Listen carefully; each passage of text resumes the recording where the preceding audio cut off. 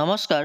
বিভিন্ন চৰকাৰী বিষয়াসকল 8 পে কমিশ্যন গঠনৰ সন্দৰ্ভত কেন্দ্ৰীয় চৰকাৰে দেশৰ কৰ্মচাৰীসকললৈ আজি এটা বৃহৎ সুখবৰ দিছে। সেয়া হৈছে ভাৰত চৰকাৰৰ কৰ্মচাৰী পিজি আৰু পেন্সন মন্ত্ৰালয় কৰ্মী আৰু প্ৰশিক্ষণ বিভাগে যোৱা 23 জানুৱাৰী 2025 তাৰিখে জেচিএমৰ সচিব শিৱগোপাল মিশ্ৰা ডাঙৰীয়ালৈ এই চিঠিখন পঠাইছে। চিঠিখনৰ জৰিয়তে জনাইছে যে অষ্টম দৰমহা আয়োগ গঠনৰ সিদ্ধান্ত লোৱা হৈছে।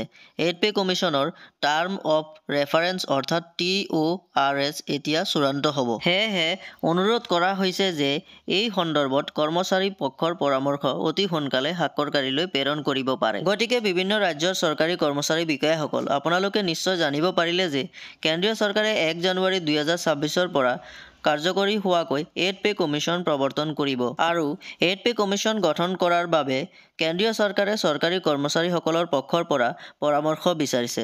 অৰ্থাৎ কৰ্মচাৰীসকলৰ আশা-আকাংক্ষা অভিযোগসমূহক কেন্দ্ৰীয় চৰকাৰক দাখিল কৰিব দিছে। গতিকে বিভিন্ন চৰকাৰী বিষয়াসকল এয়া নিশ্চয় আমাৰ সকলোৰে কল্যাণৰ বাবে এটা বৃহৎ সিদ্ধান্ত। বিভিন্ন চৰকাৰী বিষয়াসকল আগন্তুক দিনত এনেধৰণৰ গুৰুত্বপূৰ্ণ ভিডিঅ'বোৰ পাবলৈ আমাৰ চেনেলটো ছাবস্ক্ৰাইব কৰিব আৰু কাষতে থকা বেল আইকনটো ক্লিক কৰিব আৰু ভিডিঅ'টো চাই ভাল লাগিলে লাইক আৰু শ্বেয়াৰ কৰিব নাপাহৰিব।